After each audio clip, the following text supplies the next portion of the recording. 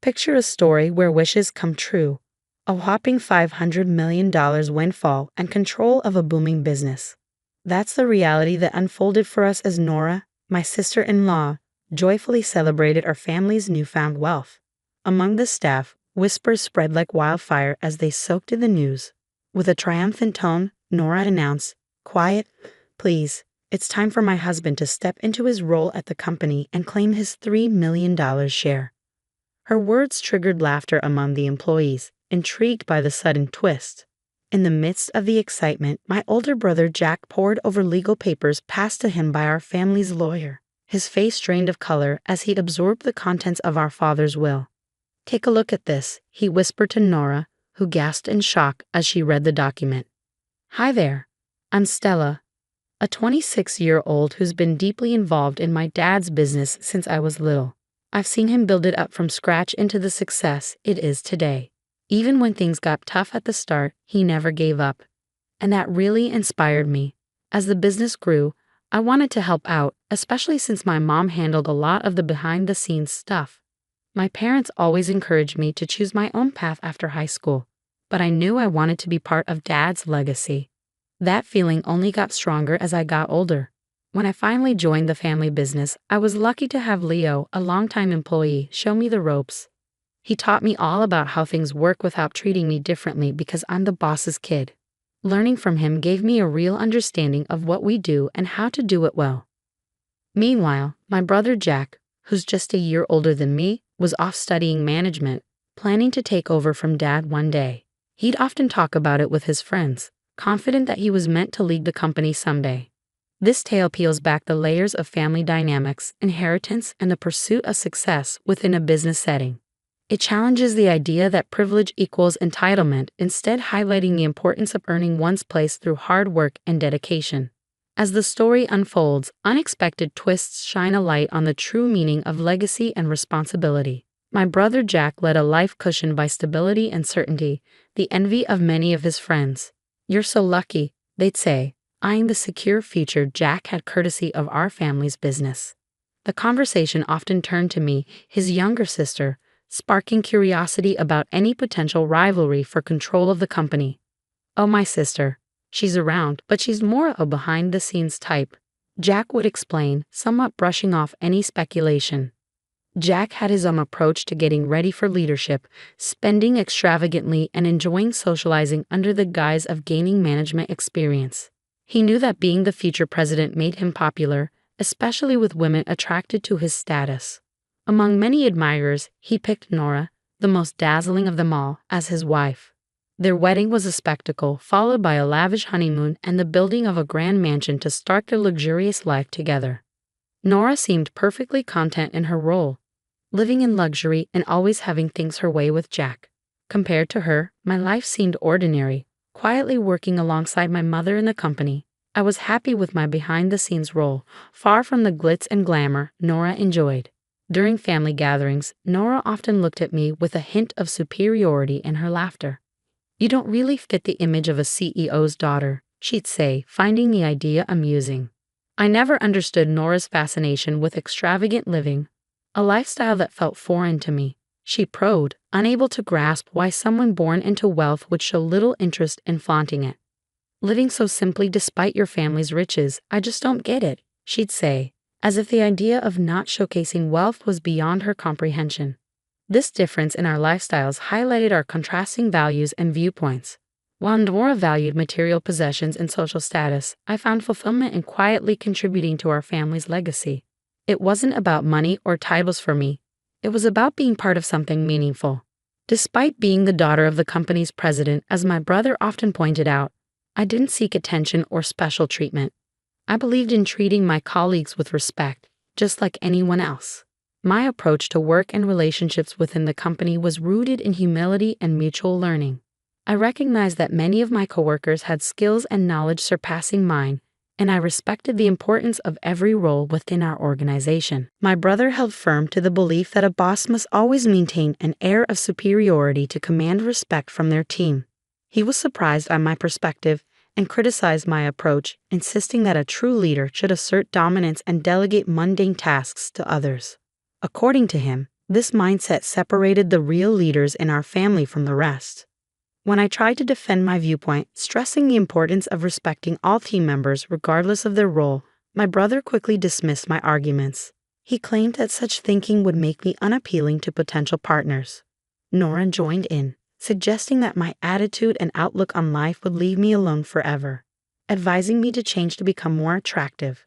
My brother even threatened my job security once he took over the company, highlighting our vastly different values and approaches to leadership and personal relationships.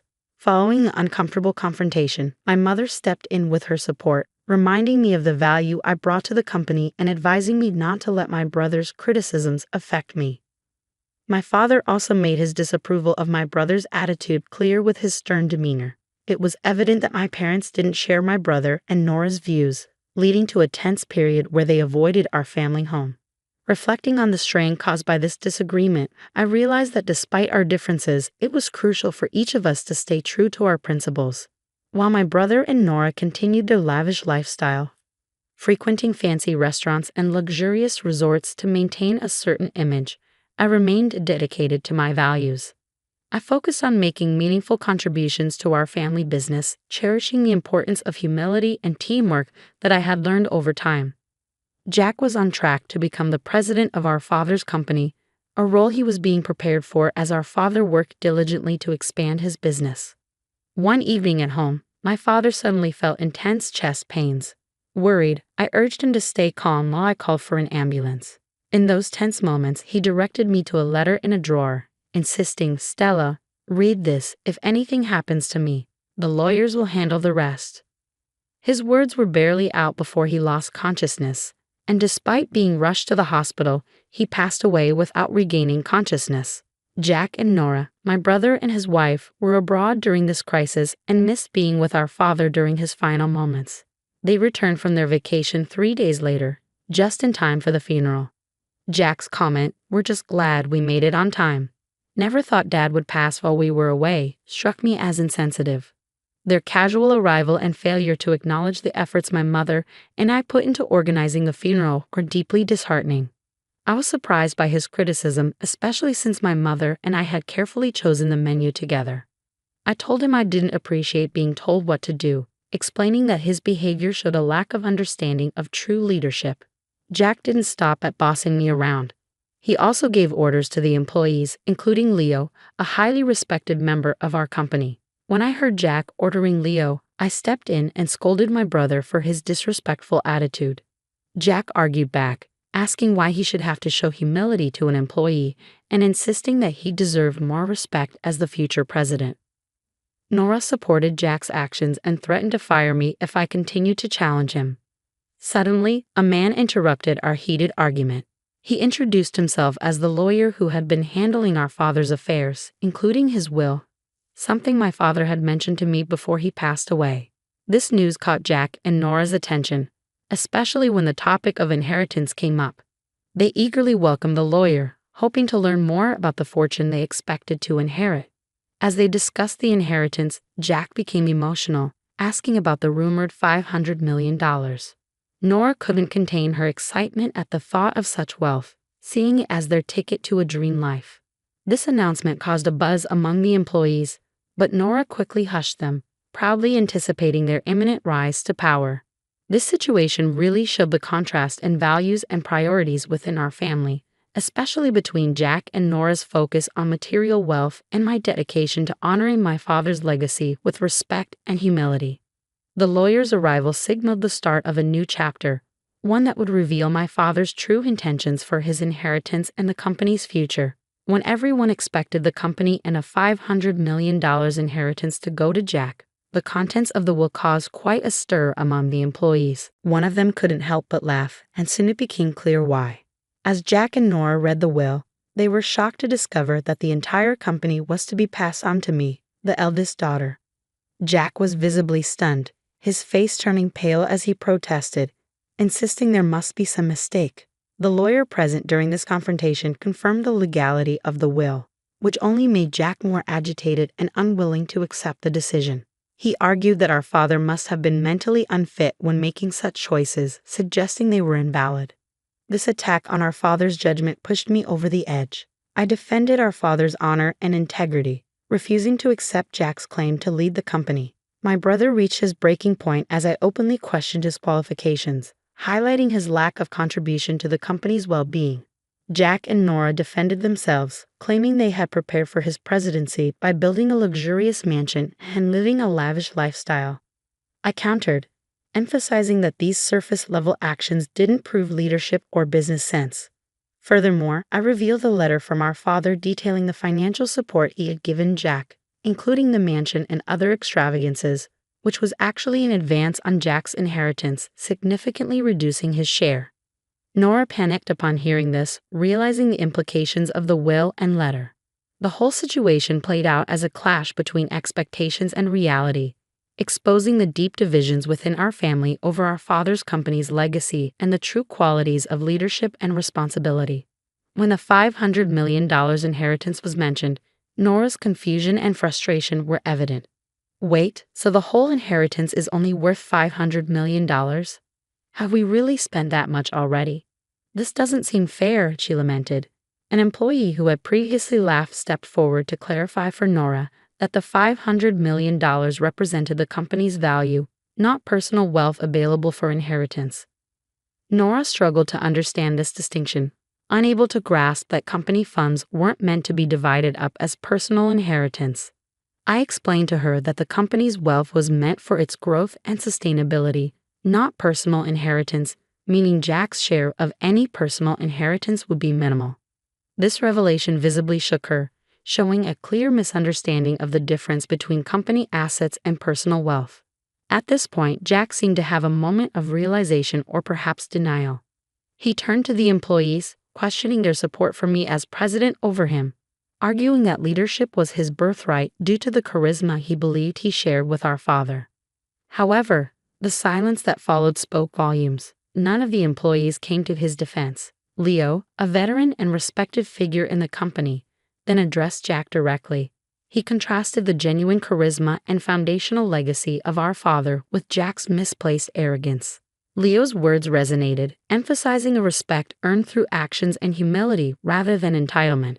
He pointed out Jack's absence and lack of contribution to the company's daily operations, dismissing Jack's excuses of networking as irrelevant to the real work needed to sustain and grow the business. In contrast, Leo praised my efforts to understand and contribute to the company from the ground up, acknowledging the sincerity and dedication I shared with our father. This endorsement from Leo and the collective agreement from other employees highlighted a shared acknowledgement of my suitability for leadership, based not on entitlement but on commitment and respect for the legacy and future of the company. Touched by their support, I felt a renewed sense of responsibility and gratitude. The employees' acknowledgement of my efforts and their trust in my leadership validated the path I had chosen, one that honored my father's values and our company's collective ambition. I thanked the employees, recognizing the unexpected turn of events, but emphasizing my dedication to the company, a passion inherited from my father. I asked for their ongoing support, and their warm applause strengthened my determination. I then emphasized the importance of every team member, stating, "Anyone who disregards this isn't fit for a leadership role," hinting that even a president could be held accountable. Jack was taken aback by my words. "What do you mean? I'm your brother, and you're saying you'd fire me if I were president?" Jack protested, confused by my prioritization of competence over family ties. He looked for support, but the employees' cool responses indicated their agreement with my viewpoint. Feeling isolated, Jack and Nora swiftly left the scene. After the incident, Jack found himself without a job, relying on the modest inheritance he had received, which quickly dwindled.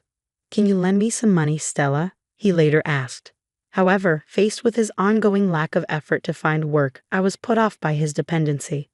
I advised our mother against offering financial assistance, pointing out his fall from grace and the loss of his once supportive friends. Nora, who had envisioned a life of luxury as the company president's wife, also received little sympathy from her social circle after these events. Eventually, financial strain led them to sell their mansion, a temporary solution that briefly restored their extravagant lifestyle but proved unsustainable in the long run. Their savings dried up, and when they finally considered getting jobs, their lack of experience and their tarnished reputation made them unemployable. These events highlighted the consequences of entitlement and the importance of hard work, humility, and maintaining good relationships. In the ups and downs of life, Jack found himself in a new role far from his previous aspirations. He secured a part-time job at a convenience store, a significant change from his earlier plans. This job, unfamiliar and challenging, placed him alongside younger colleagues who often noticed his lack of experience. It was a humbling experience, forcing Jack to confront the realities he had previously overlooked. Nora also experienced a significant shift in her daily life. Her days as a full-time housewife, once filled with leisure and luxury, were replaced by the demands of part-time work. She took on a role as a cashier in a supermarket, working long hours for modest pay. This new chapter for Nora was marked by hard work and perseverance, a departure from her previous expectations. As my brother and sister-in-law adjusted to their new circumstances, I utilized the knowledge and insights gained from my behind-the-scenes work in the company. With the guidance of Leo and our dedicated team, we concentrated on expanding the business, drawing strength from the challenges we encountered. The ordeal with my brother not only tested our determination but also strengthened our unity. Together, we strive to honor my father's legacy by growing the company and fostering a sense of community and achievement among our employees. This contrast in our paths highlighted life's unpredictability and emphasized the importance of adaptability, humility, and hard work. While Jack and Nora adapted to their new realities, their journey served as a reminder of the lessons learned from overcoming adversity. As for me, I remained committed to leading our family business forward, treasuring the wisdom of the past while building a brighter future for everyone involved, fulfilling a promise to honor our father's memory.